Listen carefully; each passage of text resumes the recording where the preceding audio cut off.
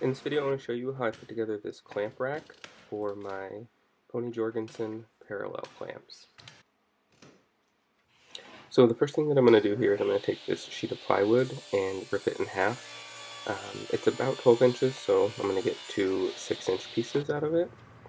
Then I'm going to set up a stop block on my miter saw to make a bunch of squares that will be the holders for the clamps.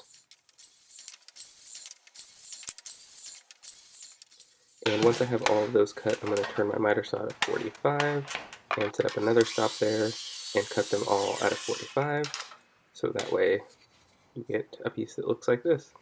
And I'll be able to fit about 3 clamps. And then I'm going to measure out the spacing here. And I just like to use the piece and draw a couple lines here.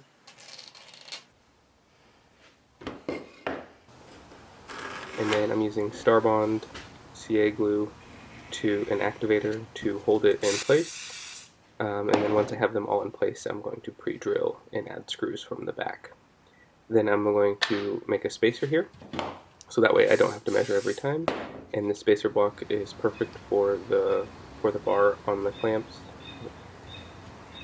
Lock that in place, and then I'm going to use another spacer to make sure that I have enough space between each one. And then I'm just going to keep repeating this process until I get all the way to the end. And I happen to just get really lucky with the placement of this, or the length of this backer, because it fit perfectly and I didn't have to cut any extra off. Then I'm going to strike a line so I know where the center of all of my pieces are. Then I'm going to pre-drill. I went with 3 and then decided 3 was way too many, and then went to 2 after this. This is my Montana brand 4-in-1 quick release bit. Love this thing. And then I just drive in all of my screws here. I think I'm using 2.5-inch screws, or 2 3/8. I can't remember exactly. I think about 2.5-inch screws.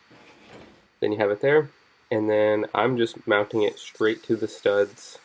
Nothing crazy. I was thinking about doing a French cleat so I could move them all around later, but my clamp wall is kind of just going to stay in place, so I just drove in some load-bearing screws into the wall and started filling it up.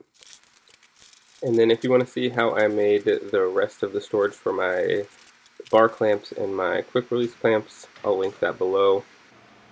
Thanks for checking out my video, and you can follow me on all social media at GerberDesign Co.